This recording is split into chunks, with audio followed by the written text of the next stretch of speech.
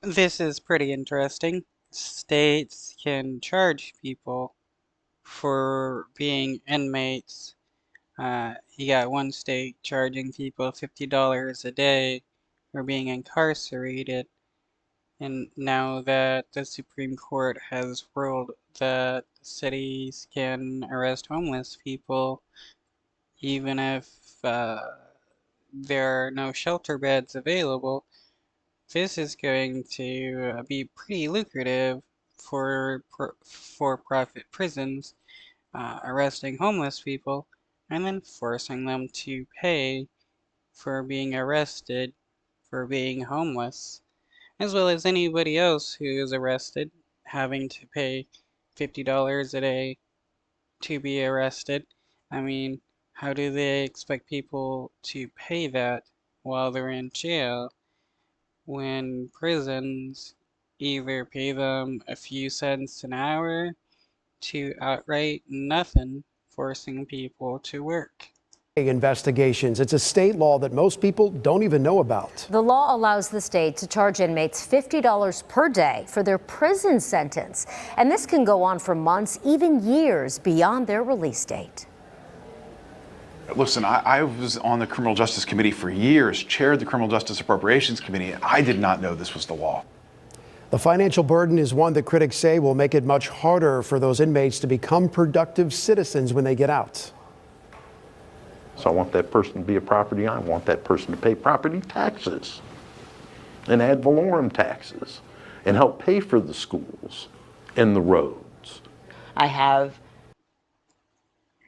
Yeah, people usually pay property taxes when they're paying taxes on the houses they own, not for being in jail. There's a big old difference there.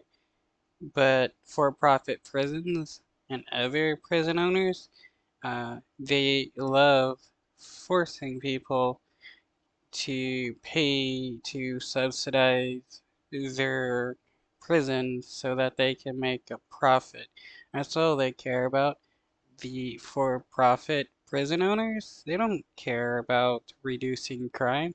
All they care about is getting as many people into their jail cells so that they can make money. And let's not forget how many people are used as slaves by prisons. All of these accomplishments that I have worked so hard to maintain, and to not be given the opportunity to have a realistic, reasonable, obtainable goal to rectify all of that, that is why this is important. I-Team investigative reporter Kylie McGivern is now discovering not all counties apply this law in the same way. And new tonight, Kylie brings us back to Citrus County. Watch.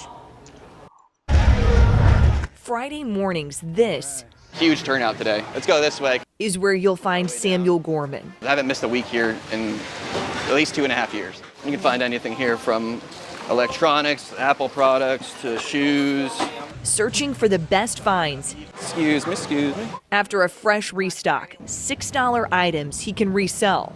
For Gorman, this isn't just about the thrill of a good deal. Come around this way. It's about supporting his family after coming out of prison. In like almost one day, I made more than I was making at Denny's. Turning a profit, this makes sense to him. But there's a part of Gorman's sentence that never did. Incarceration costs that hang over him, he says. The shoes already pretty much ran through. Fearing the other shoe could drop if and when the state comes to collect the $50 a day he owes for his 2-year sentence. $40,500. It's tough when you don't know when they can just come in and take what they want. So I want to make sure that I'm not going to put my family in a situation where they're not getting the food or the rent they need. Gorman contacted. Yeah, how are people supposed to pay $40,000 for a 2-year stay in prison when they're having a hard time affording rent and groceries and other bills while they're working? It is insane to do this. And they don't force rich people to pay for being in jail.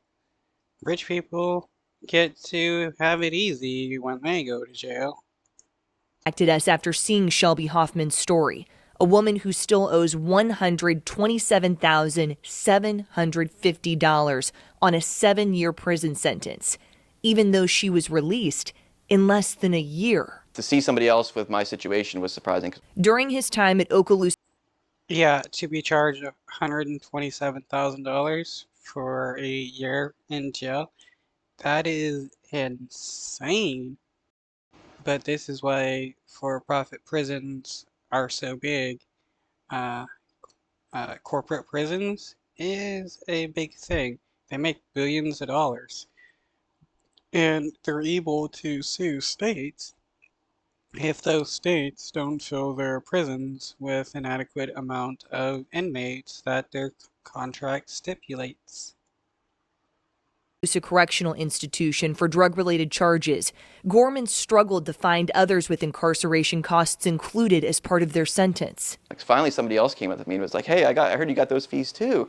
He's like, "Oh, you must be from Citrus County. That's just what they do there. If you wanted to appeal it, you had 60 days to appeal it from when you were sentenced." I'm like, that doesn't make sense. I don't know how much time I was going to do.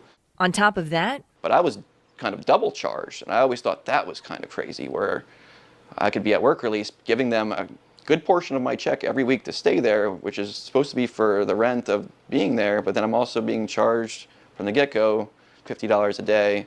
Gorman says he and It is wild how prisons can make people work and pay the prisons for being there. Like, I mean, they're actually just enslaving these people. I mean, the 13th Amendment didn't actually do away with slavery, and this is why a lot of these for-profit prisons operate in the way they do. They want people in their jails so that they can use them as slave labor. Hoffman? Well, we were both sentenced by the same judge. Judge Rick Howard, who referred us to the state attorney's office. That's when we discovered, reviewing court records for convicted felons in Hillsborough, Sarasota and Manatee, and Hernando and Marion counties, that even within the same judicial circuits, there are differences in how the law is being applied. Though state law says damages shall be based upon the length of the sentence imposed by the court at the time of sentencing, not everyone has the incarceration costs noted when they are sentenced, not like in Citrus County. It seems wrong. Is that fair? Of course not. Michael Graves is the public defender for Citrus County. Why is this something you agreed to sit down and talk about? I was, in looking at the reporting you had done on Shelby's case, it struck me as such an extreme example of the things we're talking about. What people don't hear about are the large number of people who get out of custody, finish their sentence, or are committed to turning their life around.